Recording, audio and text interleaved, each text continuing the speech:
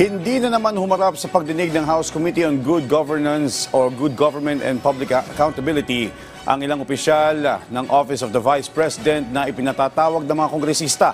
Ang isa sa kanila, kumpirmado pang lumipad patungong Amerika.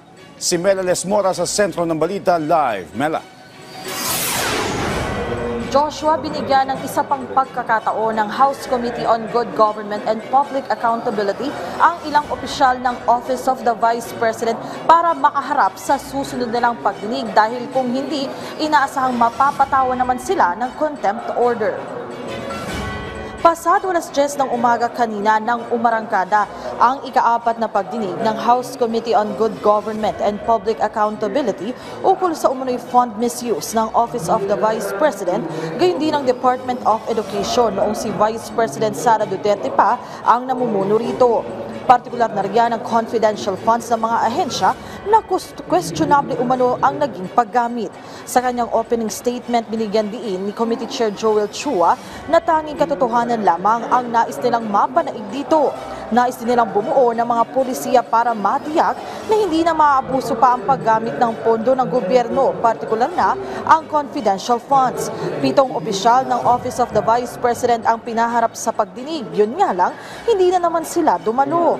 Ang isa pa sa kanila na si Attorney Zuleika Lopez, Chief of Staff ni Vice President Duterte, kumpirmado ng lumipad patungong Los Angeles, California kagabi. Paulit-ulit nang inimbitahan ang mga opisyal pero hindi sila sumisipot dahil hindi umano sila naniniwalang in aid of legislation ang pagdinig. Imbes naman na patawan na ng contempt order, binigyan pa ng isang pagkakataon ng mga kongresista ang mga opisyal para humarap sa susunod nilang pagdinig. Pakinggan natin ang bahagi ng pahayag kanina ni Congressman Chua.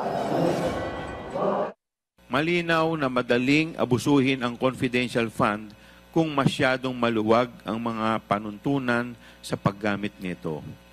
COA has been basically reduced to the ministerial task of checking whether the documents required to be submitted with respect to the confidential expenses are complete, without even checking the veracity of the information contained in these documents, compared to the audit of regular funds where transactions need further substantiation. This must be addressed to prevent not only leakage of government resources, but to close an avenue for graft and corruption.